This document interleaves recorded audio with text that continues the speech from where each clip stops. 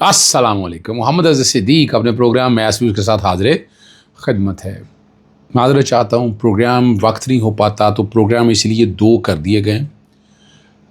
Special programme ख़त्म कर दिया, यानी मैंने चेंज कर दिया, और पॉलिटिकल डायरीज़ अब 3 प्रोग्राम बड़ा मुश्किल है, it's quite a difficult task, तो इसलिए मैं कर नहीं सकता। अब 2 ही प्रोग्राम आपके पास, मैथ्स व्यूज़ और रात को पसे पर्दा अकरम राइन के साथ। अच्छा रिस्पांस दिया आपने, कोशिश करेंगे आपके सवालात के जवाब भी दे पाएँ और एक एक चीज़ आपसे डिस्कस भी कर पाएँ। आज जो 3-4 इश्यूज़ पे 3 बेसिकल इश्यूज़ इस पर गुफ्तगू करनी है। इमरान खान साहब की ज़मानत पक्की है, 9 मई में लाजमी ज़मानत है। आज ऐसा क्या हुआ कि समाअत कल तक मुलतवी हो गई। बहुत सी बातें बहुत से लोग कर रहे हैं। और फैसल वाड्रा मुकाबला सुहेल बड़ाइच, यानी सुहेल बड़ाइच की मुलाकात को सिर्फ एक ट्वीट ने नंगा कर दिया, और जो बातें बड़ी कहानी बताई गई थी वो सारी कहानी हवा में रह गई। आईनी बेंचों की कारकर्दगी पर बड़े सवालिया निशान। और मैं आपके सामने हमेशा कहता रहा हूँ कि आईनी बेंच बना के मिला क्या है, बताएं। मैं एक दफ़ा नहीं, बारहा इसका जिक्र करता हूँ और मैं फिर जिक्र करता रहूँगा। मैं आराम से नहीं बैठूंगा इस सारे मामले में, चूँकि मैंने 26वीं आईनी तरमीम चैलेंज की और वो केस नहीं सुन रही सुप्रीम कोर्ट। सवालिया निशान है उसके ऊपर, और वो बंद दरवाज़ों के अंदर बैठ के जजेस की राय लेना, फुल कोर्ट ना बुलाना, वो बहुत से सवालात हैं। आज 9 मई के इमरान खान साहब की ज़मानतों के केस जो है ना, कल 11:30 बजे तक मुलतवी कर दी गई। और यानी था तो कुछ भी नहीं, कुछ कागजात अगर इजाफी दस्तावेज थे भी तो वो पहले AOR को नोटिस जाता है। जब दस्तावेज दाखिल करते हैं ना तो AOR को नोटिस जाता है, तो सरकार को तो वो फाइल चली जाती है, उसके AOR को काफ़ी चली जाती है। लेकिन हमारे मुकाबले मोहतरम चीफ जस्टिस याह्या अफरीदी साहब और आईनी और बाकानूनी काम में फौजदारी में उतनी बारीकी नहीं आती है इन्हें। आप जो मर्जी आप कह दें आप, और कहते हैं कि कुछ दस्तावेजात दिए आपने, जायज़ा नहीं ले सका। इतने केसेस तो बहुत ज़्यादा नहीं था जनाब, चंद केसेस थे। इंसाफ जब देना है तो फिर इस तरह की बातें तो नहीं होनी चाहिए। काबिल मोहतरम है आप जनाब, इस तरह का इंप्रेशन क्या जाता है जनाब। इमरान खान साहब की ज़मानत पक्की है, कितना लटकाना है आपने। 9 मई में इमरान खान साहब की ज़मानतें हो चुकी हुई हैं, बादस गिरफ्तारी ज़मानतें की हैं। ये तो एक सेट में जिसमें है कुछ नहीं, उसके अंदर आपके पास मामला सुप्रीम कोर्ट तक आ गया, हालांकि हाई कोर्ट के अंदर ये ज़मानतें हो जानी चाहिए थी। अब ये जो दस्तावेज़ात लगाई है उसमें वो सारा मटेरियल सामने आ चुका है। There is no evidence, it's a case of no evidence. लेकिन चूंकि चल रहा है, सियासी पॉलिटिकल इंजीनियरिंग चल रही है, तो फिर ये चलती रहेगी। और जो बड़ी मज़ेदार बात है, इस पर सलमान वकील ने कहा कि जनाब सिर्फ अदालती फ़ैसले हैं, यानी जितने फ़ैसले आ चुके हैं वो वैसे उस वक्त भी दे रहे थे, वही 9 मई के हवाले से फ़ैसले, जहाँ से बड़ी क्लैरिटी आ जाएगी। यानी इसमें तो सुप्रीम कोर्ट तक तो तमाम की जो मौके पे मौजूद थे उन सब की ज़मानतें हो चुकी हैं। ट्रायल कंक्लूड हुई, ये तो इमरान खान का ट्रायल भी कोई नहीं शुरू हुआ। मगर चीफ जस्टिस साहब बाजिद रहे, जो भी दस्तावेज़ात दी हैं उनका जायज़ा लेना। यानी उस वक्त क्या कहा था कि मैं मेरिट पे नहीं जाऊँगा, आपके सामने है ना। लाहौर हाई कोर्ट तो मेरिट पर चला गया, और वहाँ एक जंग और है, चले मैं आपके सामने वही बता देता हूँ। लाहौर हाई कोर्ट में चीफ जस्टिस आलिया नीलम साहिबा, इससे अगले चीफ जस्टिस की लड़ाई चल रही है।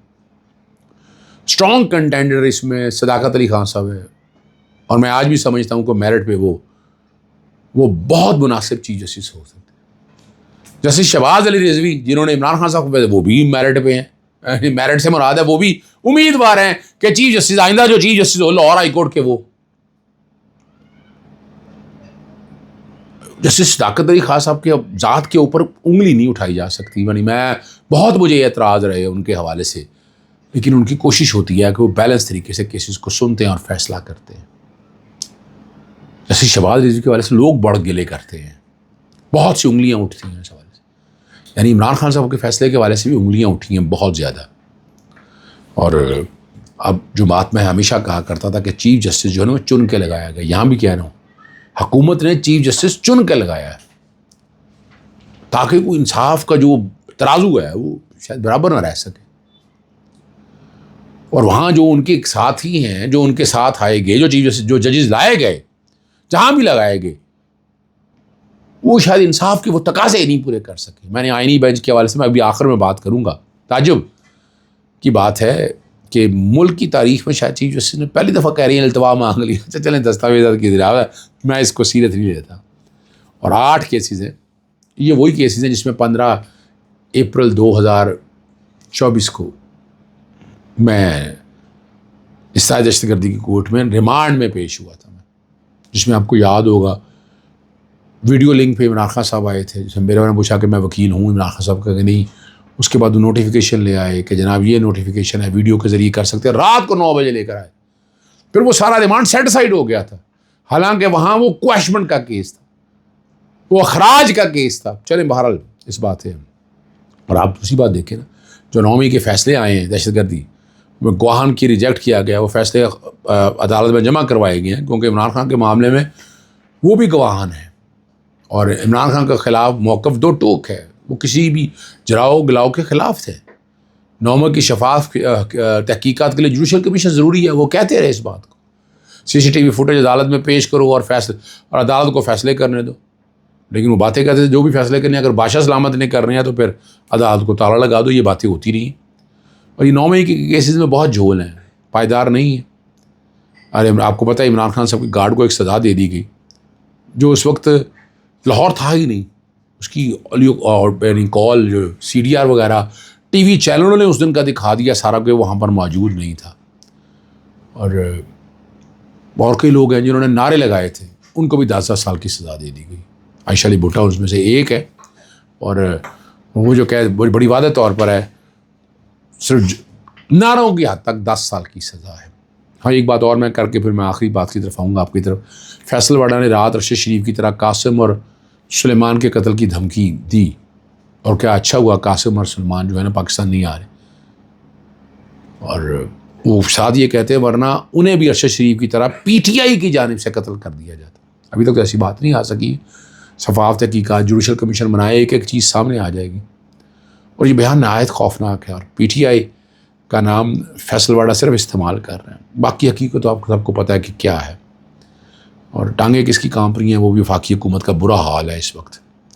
ارشد شریف کا قتل کا الزام بھی جو ہے نا جن کے اوپر لگایا جاتا تھا, وہ سارا انصاف دلوانے کے لیے ابھی تک تو دیکھیں نا کیا کیا. یہاں جہاں تک جو بات پہنچی ہے وہ اپنی جگہ, لیکن فیصل واڈا نے سہیل وڑائچ کا مٹی پلیت کر دی. انہوں نے کیا, انہوں نے کہہ دیا کہ معافی تلافی کی تو بات ہے ہی کوئی نہیں. اور ان سے ملاقات وہ کوئی خاص 1-to-1 کوئی انٹرویو نہیں ہوا. چند لوگ بیٹھے ہوئے تھے, اس میں یہ بھی بیٹھے ہوئے تھے. یہ جو کہا جا رہا ہے نا کہ 2 گھنٹے کی میرے سے ایکسکلوسیو ملاقات ہوئی, وہ بھانڈا پھوڑ دیا فیصل واڈا نے. اور یہ سہیل وڑائچ کو بھی, اور میں ماضی میں بیٹھے دیکھ رہا تھا کہ مجیب الرحمان شامی نے جنرل ضیاء الحق کے دور میں دیکھا کیسے بیانیہ بنایا. اس وقت اینکرز تو ہوتے نہیں, کالم نگار کس طرح بیانیہ بدلتے تھے. نصرت بھٹو صاحبہ نے جلسہ کرنا تھا, ضیاء الحق کو کیا مشورہ دیا, یہ ریکارڈ پہ حکومت کے ہیں. آخری بات کی طرف آتے ہیں کہ ابھی سپریم کورٹ ایک لگتا یہی ہے, لوگ کہتے ہیں کہ ذیلی حکومتی حیثیت سے نیچے گر چکی ہے. یہ کہہ رہے ہیں لوگ. ویسے آئینی بینچوں کے کارکردگی کے بارے میں بحث جاری ہے. اب تک 3 مقدمات میں 3 مختلف فیصلے دیے ہیں, اور چند ماہ گزرنے کے باوجود جو ہے تفصیلی فیصلے ابھی تک جاری نہیں ہوئے. ایک انٹرا کورٹ اپیل فوجی عدالتوں کے کیس میں جہاں اکثریت نے حکومت کے حق میں فیصلہ دیا تھا. آئینی بینچ نے مخصوص رجسٹریٹوں کے کیس میں بھی ایگزیکٹو کو تو مایوس نہیں کیا, اور اسلام آباد ہائی کورٹ میں ججز ٹرانسفر کے کیس کے اقدام کی بھی توثیق کی. اور یہ حیران کن طور پر صرف یہ 10 ماہ کی کارکردگی ہے جو آئینی بینچ کی. آپ یہاں سے اندازہ لگائیں. اور کہا یہی جا رہا ہے کہ تفصیلی فیصلے نہیں آئے ہیں. جی میں یہی بات کر رہا ہوں آپ کے سامنے کہ تفصیلی, اور ذرا بتائیں نا کارکردگی کتنا تیز ترین انصاف جناب عام آدمی کا کیس رہ جاتا ہے. کہاں گے وہ سارے باتیں, کہاں؟ یعنی ہماری پاکستان تحریک انصاف کو ٹیک اوور نہیں کرتی ہے. یعنی یہاں بات کرے, پرانے انٹرویو نکال کے چلائے. عمران خان صاحب ہوتے تو یہ سارا کچھ کرتے, وہ دکھاتے کہ یہ باتیں کیا کرتے تھے, آج یہ پوزیشن ہے. 6 اگست کو نا سلمان صفدر صاحب نے توشہ خانہ کے کیس میں کہا تھا کہ اوپن ٹرائل کریں. ٹھیک ہے نا جی. اور اب بتا لگے, وہ میں نے اکثر کہا تھا کہ اس لیے نہیں اوپن ٹرائل کرنا کہ ملاقات نہیں کرانی فیملی سے. پھر 11 اگست, پھر 15 اگست اور 19 اگست کو بھی وہی قارئین نے تاریخ ڈال دی گئی. اور ملاقات کا دن تھا, ملاقات بھی آپ کے سامنے, ورنہ سہیل وڑائچ کے کالم کا بہترین جواب سامنے آ جانا تھا, ایک چیز سامنے آ جانی تھی عمران خان صاحب کو, لیکن ملاقات نہیں کروا رہے نا. یہاں جاوید ہاشمی صاحب بھی گئے تھے, اور ایک بات اور بڑی باریک سی بات ہے کہ جناب فیلڈ مارشل جناب عاصم منیر صاحب کا 3 برس کے لیے نوٹیفیکیشن حکومت نے کیا تھا اور آرمی ایکٹ میں تبدیلی لائی گئی، اور اس کے تحت یہ ہو گیا تھا کہ یہ بات چلی گئی تھی 5 سال کے لیے کہ تقرری جو ہے نا 5 سال کے لیے، اور عموماً ہوتا یہ قانون میں ترمیم کر کے جو ماضی سے اطلاق سمجھیں، ٹھیک ہے نا جی۔ اب یہ دیکھنا یہ ہے کہ یہاں جب انٹرپریٹیشن آئے گی تو چیز سامنے آ جائے گی ساری واضح طور کے اوپر، ٹھیک ہے نا جی، اور بڑی وضاحت کے ساتھ سامنے آ جائے گی کہ اس نوٹیفیکیشن پہ کیا لکھا ہے، اس کا ایڈوانٹیج تو لیں گے۔ ویسے تو نومبر میں تعیناتی ختم ہو رہی ہے، ٹھیک ہے نا جی، اور باتیں ساری جو ہے آپ کے سامنے آ چکی ہیں ایک ایک کر کے۔ اجازت چاہتا ہوں، السلام علیکم، اللہ حافظ، پاکستان زندہ باد۔